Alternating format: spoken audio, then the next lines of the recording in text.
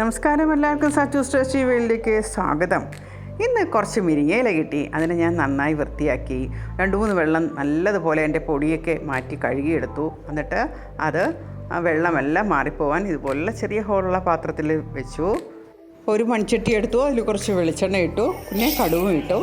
കടുവ് വറുക്കാനായിട്ട് മുളകും കറിവേപ്പിലേക്ക് ഇട്ടു. അതിനുശേഷം ഒരു 10-15 ചെറിയ ഉള്ളി ചെറുതായിട്ട് വട്ടത്തിലരിഞ്ഞതിന് ശേഷം അതൊന്ന് വഴറ്റിയെടുത്തു. എന്നിട്ട് ഞാൻ ഒരു 3/4 കപ്പ് തേങ്ങ, അതിലേക്ക് 1 ടീസ്പൂൺ മുളക് പൊടി, ഇത് വറുക്കാത്ത മുളക് പൊടിയാണ്, പിന്നെ കുറച്ച് ജീരകവും കൂടെ അതിലേക്ക് ചേർത്ത് നന്നായിട്ട് ഒന്ന് കുഴച്ചെടുത്തു.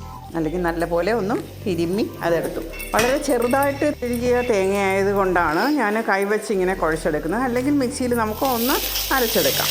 ഉള്ളി ഒന്ന് ചെറുതായിട്ട് വെന്തു. അതിലേക്ക് നമുക്ക് ഈ കഴുകി വൃത്തിയാക്കി വെച്ചിരുന്ന മുരിങ്ങയില ചേർത്ത് കൊടുക്കാം. എന്നിട്ടൊന്ന് നന്നായി ഇളക്കി നമുക്ക് വയ്ക്കാം. അതിനുശേഷം തേങ്ങ അതിലേക്ക് ചേർത്ത് കൊടുക്കാം.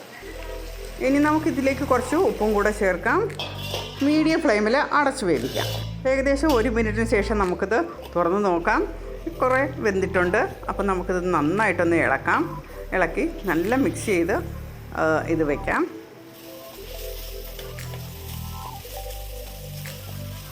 കുറച്ച് നേരം ഇതുപോലെ ഒന്ന് ഇളക്കി കൊടുക്കുക. തേങ്ങയും ഇലയും ഒക്കെ വെന്തിട്ടുണ്ട്. ഒത്തിരി നേരം ഇത് വേകേണ്ട ആവശ്യമില്ല. ഇലയല്ലേ, കുറച്ച് ഉണ്ടാൽ മതി. ഞങ്ങൾ ഒരു ചെറിയ ഫ്ലെയിമിൽ തന്നെ ഇത് വേവേണ്ടത്. അങ്ങനെ ഇതാ ഞങ്ങളുടെ മുരിങ്ങയില തോരൻ റെഡിയായിട്ടുണ്ട്. എൻ്റെ ഈ വീഡിയോ ഇഷ്ടമായിട്ടുണ്ടെങ്കിൽ ലൈക്ക്, ഷെയർ, സബ്സ്ക്രൈബ് ചെയ്യാൻ മറക്കരുത്. വീണ്ടും പുതിയൊരു വീഡിയോയുമായി വരുന്നത് വരെ ബൈ ബൈ.